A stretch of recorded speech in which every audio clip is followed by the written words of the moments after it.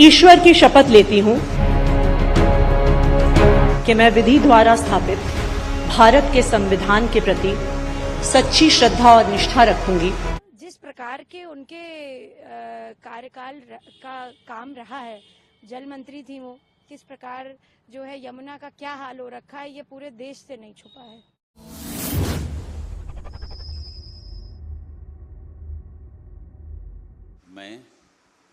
मैं आतिशी ईश्वर की शपथ लेती हूं कि मैं विधि द्वारा स्थापित भारत के संविधान के प्रति सच्ची श्रद्धा और निष्ठा रखूंगी। अरविंद केजरीवाल के बाद अब आतिशी ने दिल्ली की कमान संभाल ली है। शपथ ग्रहण कर लेने के बाद आतिशी के मंत्रियों ने अपनी अपनी प्रतिक्रियाएं तो दी ही हैं, लेकिन बीजेपी ने आतिशी के सीएम बनते ही एक बड़ा खेला कर दिया है। बीजेपी ने अरविंद केजरीवाल के कामों की बुराई तो की ही है। आतिशी को लेकर बीजेपी ने एक बड़ा सवाल खड़ा कर दिया है, जिसका दिल्ली विधानसभा चुनाव पर गहरा असर पड़ सकता है। बीजेपी नेता और यूपी महिला आयोग की अध्यक्ष अपर्णा यादव ने न केवल अरविंद केजरीवाल बल्कि आतिशी पर जोरदार हमला बोला है। इतना ही नहीं, अपर्णा यादव ने दिल्ली से जुड़े कुछ ऐसे मुद्दे गिनाए हैं और कहा है कि केजरीवाल तो इनका हल नहीं कर पाए, तो क्या अब आतिशी उनका हल कर पाएंगे? सर्वप्रथम मैं महिला हूं क्योंकि, और वो भी एक महिला हैं, तो उनको मैं बधाई देती हूं कि उनको जो है उनकी पार्टी ने एक चांस दिया है।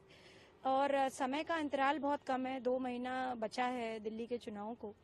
और जिस प्रकार के उनके कार्यकाल का काम रहा है, जल मंत्री थी वो, किस प्रकार जो है यमुना का क्या हाल हो रखा है, ये पूरे देश से नहीं छुपा है। तो मैं नहीं चाहती हूँ, अब ये क्या ही करेंगी एज चीफ मिनिस्टर, ये समय बताएगा।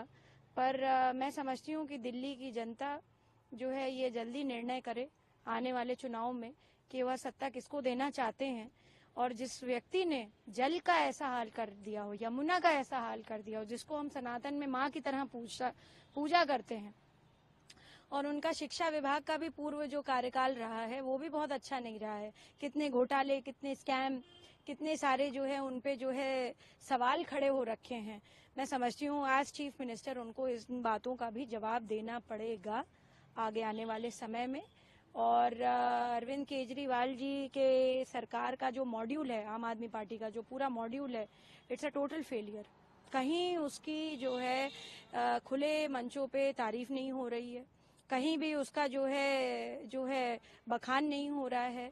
उधर दूसरी तरफ आप देखें, आदरणीय प्रधानमंत्री जी नरेंद्र मोदी जी का जो विकसित भारत का कॉन्सेप्ट है, जो उनकी विकासशील प्रगतिशील जो योजनाएं हैं केंद्र सरकार की, और जहां भी भारतीय जनता पार्टी की सरकारें चल रही हैं, हमारे उत्तर प्रदेश में देख लीजिए कितनी ज्यादा आवाम को, कितनी ज्यादा जनता को सुख सुविधाएं मौजूद हो रखी हैं।